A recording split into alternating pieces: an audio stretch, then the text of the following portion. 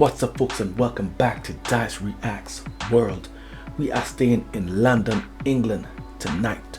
Yes, British SAS soldiers versus US Navy SEALs. Some military training comparison. Oh yeah, this is going to be very exciting. Let me see who has the better one. Yes, very much excited to check this one out. We ain't going to waste no more time. Just gonna get right into it, folks. We're gonna get right into it. Oh yeah.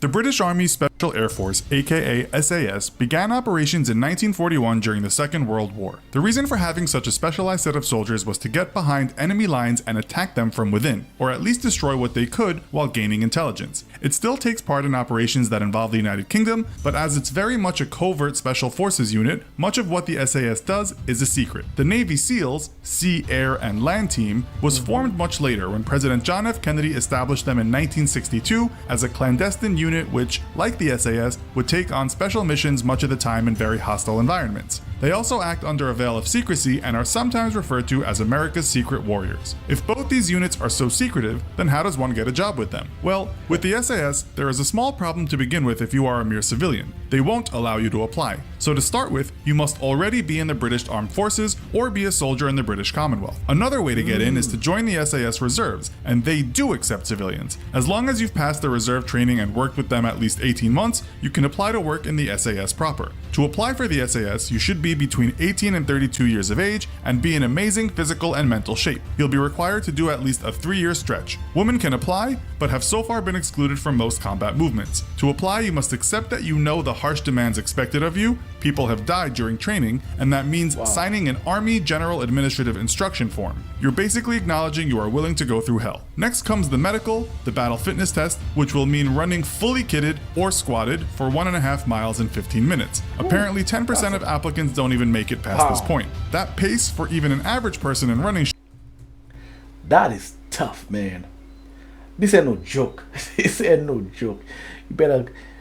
You better have your mind ready, like not just your body but your mind ready, because this is going to be a mental battle, like literally mental battle. Wow, this is tough. Shoes and shorts isn't too bad. Now you start your real training. To join the Navy SEALs, you need to be a natural born or naturalized American between the ages of 18 and 28, although at 17 you can join if your parents say it's okay. If you want to become an officer, you can be up to the age of 33. The first woman ever started the training in 2017, but dropped out soon after. You'll need to have a clean record, and many background checks will be done. You'll then undergo physical and mental tests, including an eye test to make sure you have under 20/70 vision. As for what shape you must be in, well, you are going to go through hell with the SEALs, so they suggest you follow their Navy Special Warfare Physical Training Guide. This includes lots of long and short swims and runs, lots of interval training, as well as other workouts. As for other strength training, their gym workouts basically tell you you'll have to be as strong as a bull as well as have all the cardio attributes. You'll be screened before you can start training, and that will mean you must show that you can run 1.5 miles in 11 minutes, but not squatted. This also comes after a 500-yard swim in 12.5 minutes, 42 push-ups, 50 sit-ups, and 6 pull-ups, all with a short rest in between. Once you actually start training with the SAS, the first phase... Bruh, I can see why people have, passed away trying to sign up for this, because, man, on paper it's brutal, so I don't even want to imagine in real time.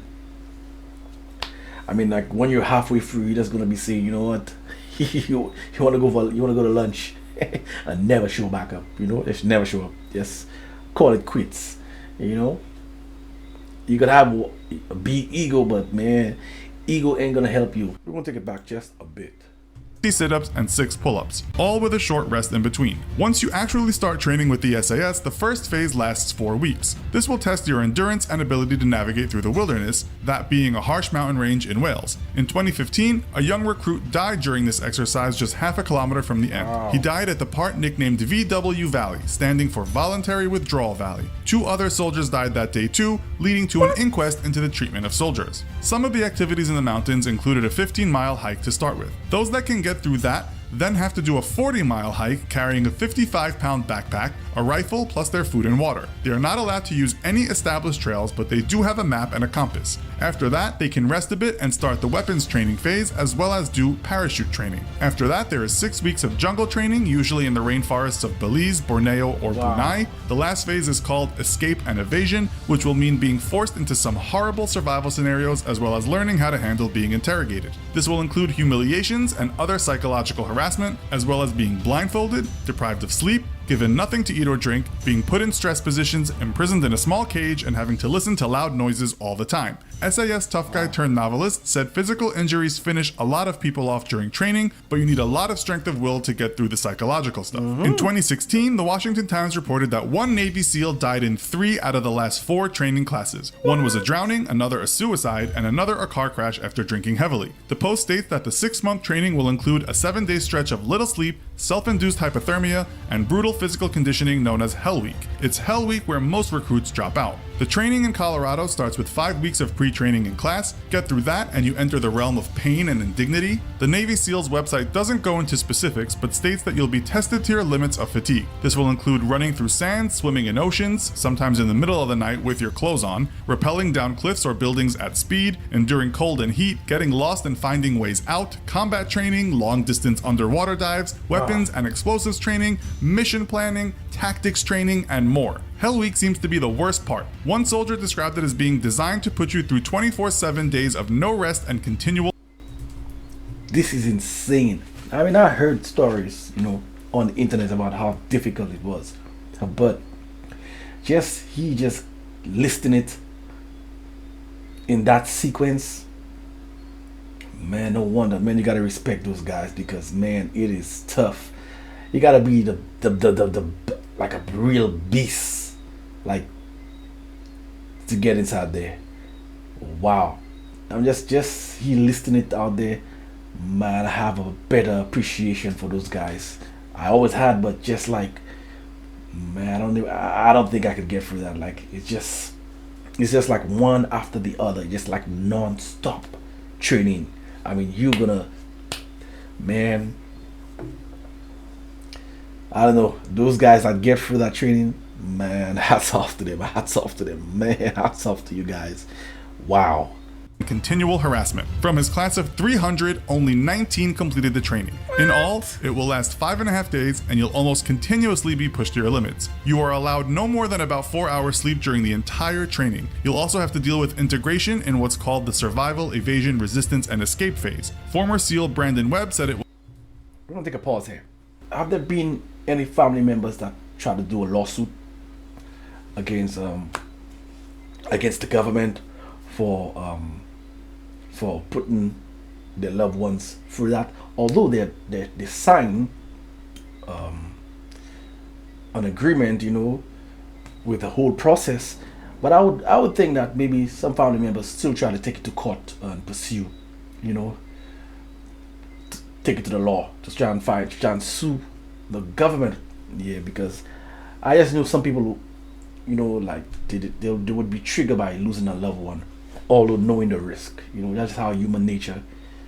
Sometimes they know the risk, but they still wanna, make someone pay for their own, their own doings. So I wonder if there any lawsuits have been filed against the government. Hit me up in the comments. I would think that would be the case. Yeah, we're gonna take it back a bit. Resistance and escape phase. Former SEAL Brandon Webb said it will involve sacks over your head, being beaten with sticks, and humiliation. It's here, he said, that some people lose their minds. At least after that, you get some classroom time. For 7 weeks, you'll also have a land warfare phase as well as parachute training. If you pass it all, you'll be given the Navy SEAL Trident, but then have to do advanced training. This will include sniper, communications, and free fall parachute training. Once you are done, you'll have way more weapons to use than a regular soldier. In the SAS, this will include a C8 carbine assault rifle, an ultra-compact individual weapon, an M16, an HK MP5 submachine gun, an HK417 sniper rifle, an AW50 anti-material rifle, handguns, tear gas, canister launchers, stun grenades, rocket launchers, portable anti-personnel mines, grenade launchers, surface-to-air missiles, and many more things it will take too much time to talk about. You'll also, of course, get all the kit, including things like body armor. According to the Navy SEALs website, your regular SEAL on land will carry such things as the Colt Automatic Rifle 15, the M60 machine gun, M203 grenade launchers, a shotgun, an SASR 50 caliber sniper rifle, an M107 anti-material rifle, a Beretta M9 handgun, a 20mm Gatling gun, and AT-4 rockets. Wow. Again, these are just some of the most used weapons, as the list is endless. So, who do you think has the best training? Do you think you could get through it? Let us know in the comments. Also, be sure to check out our other video called the Top 10. Wow. Man. I gotta say the Navy SEAL is like, it's worse. When I mean worse, I mean the training, I would say, is better, because it actually makes, like, you have to get the best out of the best. You know, 300 people and only 19? Man, that's a low percentage. I mean, like, it's gonna take a while to get a big team from those kind of like with those kind of figures, because 319, how many Navy SEALs do you need per year, or per whatever the way that they calculate it or they need? It's gonna take a long time, because if few pass, I mean, how many, if you need a couple hundred, if you need 500, 1,000, man, it's going to take a while before you get that number, because it doesn't seem that many people pass those obstacles, because, man, it's very, very difficult. Yeah, so I would say that the US Navy SEAL, the training would be better, because you actually want the best and the best on that field during wartime, you know, conflict time, to, you know, go do battle. I would. So I would say the Navy SEAL, the Navy SEALs. But the British is I mean, it's not bad either, but just hearing the vigorous training and you know, the mental strength that you need, I would go with the Navy SEALs. Definitely, I'd go with the US Navy SEALs. Yes, wow. But it's just an eye-opener how the training is very extensive, and it's not for the faint of heart. You know, I heard about it, but just seeing the list of things that have to be done during a short space of time, you don't get time to rest, not just physically rest, but mentally.